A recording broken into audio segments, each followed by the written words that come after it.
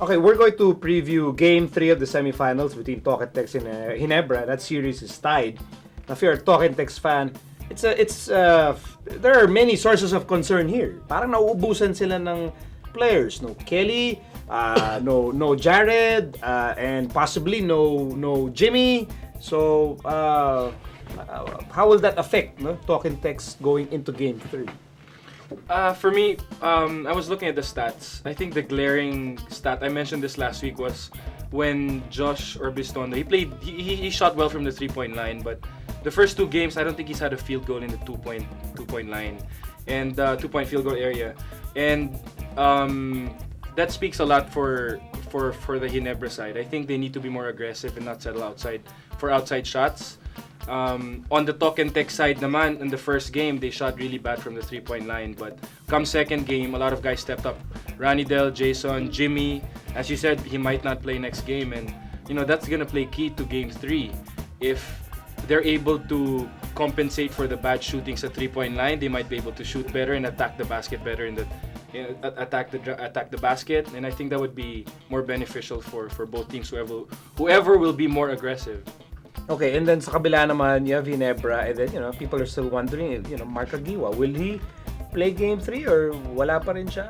Well, based from how he looked in the All-Star game, you guys had a first-hand look. It seemed like he wasn't ready to play yet. Of course, he wanted to play for the fans, but I don't know. And at this point, with Ginebra actually playing really well, and I honestly felt they should have won Game 2, actually. And which is why, going back to what you said, if Jimmy doesn't play, that's going to be such a big loss for Tokentex, because I felt he kept them in the game when nothing was happening. He made huge threes, big plays, until finally Ranidel came to play Jason. But without Jimmy, I think it's going to be really tough for Tokentex to win.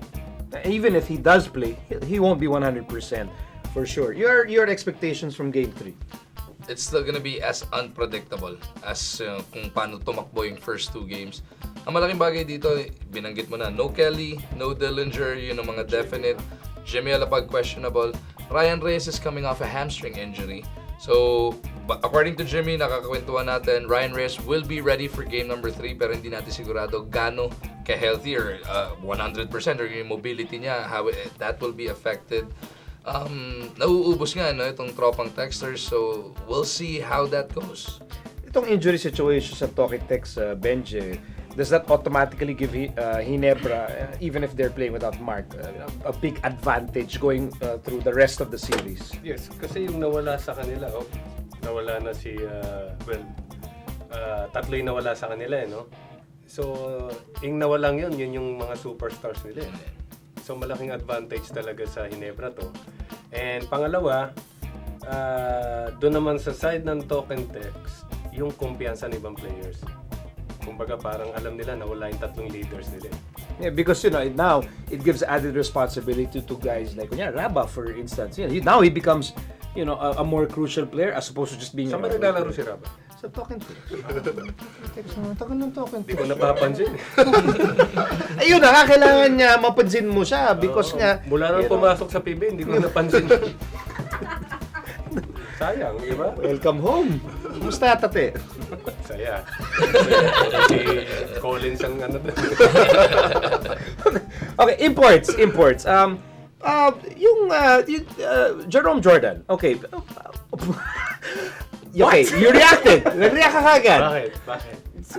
I mean, he's what, 6'11", 7 feet? 7. I think he should get 15 or 20 boards. So parang easy. nakukulangan ka sa. I think even Coach Norman nakukulangan sa kanya. He played almost the whole game. Game 2 and he got 12 boards, 47 minutes I think. And previously 30 plus minutes he gets 8. And it's not just the semis now. I think the quarters even before that he got 5 rebounds. Yung quarters talagang needs to be non-existent aggressive, siya. Puro Ranidel yun quarters. He needs to be more aggressive on the boards. I mean, for you to be 7 feet, at your least job is to block shots, to change shots, intimidate, and get boards. And that's what Coach Norman demands from his imports. I'm not too impressed with him, honestly, and I might be a bit more technical here, but watching the game, it frustrates me seeing how, let's say he's the help defender, and he has to, and the guy already takes a shot. He's gonna challenge the shot even if he has no chance of blocking the shot, and then you see his man get the ball and dunk it, and it happened at least 3 times in the last game. One led to a dunk from Macklin, one led to a 3-point shot off an offensive rebound. Why go for the block when there's no chance of blocking the shot? That's not smart basketball. You'd think with a 7-footer, NBA, IQ, whatever. So, tanga siya. Medyo. Buti Tagalog. Diretso Buti. Hindi ko naman siya makakalaban eh. Okay lang. Bilis na yung Tagalog Eh, baka naman gwardiya ang laro nun. Kaya rebound. Which means, Vernon Macklin, I mean, anong assessment mo sa performance ni Vernon Macklin in the first 2 games? Hindi pa lumalabas yung todo, yung pinakita niya through the previous games. Hindi pa talaga nakakapag-impose itong si Vernon Macklin. Although he is outplaying itong si Jerome Jordan, pero parang may paghuhugutan pa eh. Parang may lalabas pa dito kay VMAC. Yun ang nakakatakot. That's scary, If you're TNT Nation guys, sa mga TNT fans, yun ang nakakatakot. Kulang pa eh. Okay, so who's looking better? I know it's a tight series, but who's looking better going into Game 3? Kasi yung automatic na sinasabi dyan, sino nanalo Game 2, may momentum. But 1 week, 10 days eh. Oh, so Basag eh. Wala. And then you have injuries pa sa talk and text. So, I mean, who's looking better here going into Game 3? Obviously, I think Ginebra's at advantage, and they should take advantage of the situation of Talk and Text, where they have players injured left and right, and especially Jimmy. I mean, he's the guy that stabilizes their offense, and he's the leader, and that's what Talk and Text is gonna miss. And it's gonna be hard for Talk and Text, but knowing Talk and Text, guys step up. And that's how they've been able to survive and win championships. Guys step up at the right time, and I'm hoping someone will step up. But for me, I think the advantage is Ginebra pa rin. Do you feel the same way na kahit nanalo yung Toketex sa Game 2, parang Ginebra pa rin yung team that looks better? Well, with all the injuries involved, yes, Ginebra. Pero syempre, iba rin si Norman Black, di ba? Si Coach Norman. Alam niya yung gagawin niya. Alam niya yung adjustment.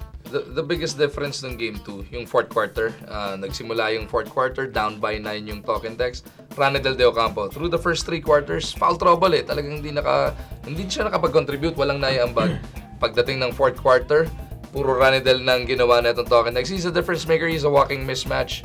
Pero with all the injuries, mas madali nang tutukan ngayon si Ranedel. Wala na ibang mga bale. But do you feel that way? Toketex, I absolutely agree with Magu. Si Ranedel, foul trouble, found a way. Parang Toketex, ganyan Toketex, they find a way. Scored 10 in the fourth, right? Scored 10 points in the But fourth. I mean, I like what Benji said. Si Coach Norman, he's really good at making adjustments. He has a solid game plan. If they stick to it, they'll always have a chance. But the loss of Jimmy really for me is so crucial to them. He's such a big factor.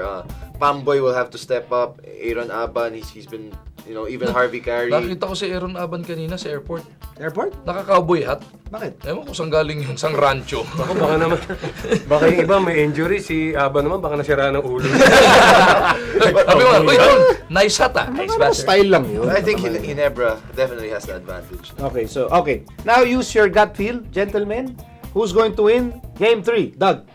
I would say Ginebra, but I still see it going to Game 5. Okay. Although Game 3 lang tinatanong. FYI lang. Suplado naman. Sa Game 2 lang ba? FYI lang.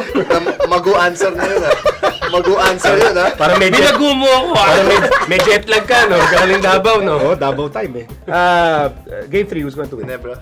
Ginebra. Oh, walang aling-aling. Mamaya pa lang natin malalaman.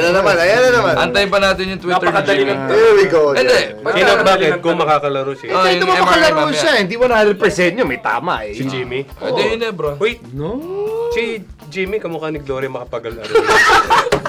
Connection yun eh. Jimmy Alapag. Compare mo yung mukha ni Jimmy Alapag kay ex. Sabi ba, Benji yun ah. Connection eh. Di ba? Sabihin mo na, sino manalo Game 3? Ginebra Si GMA o si Pinoy. Ginebra o Hindi Toketex? nunal eh. Laki ng nunal. Oh, Ginebra o Toketex? Ginebra. Ikaw. Ikaw.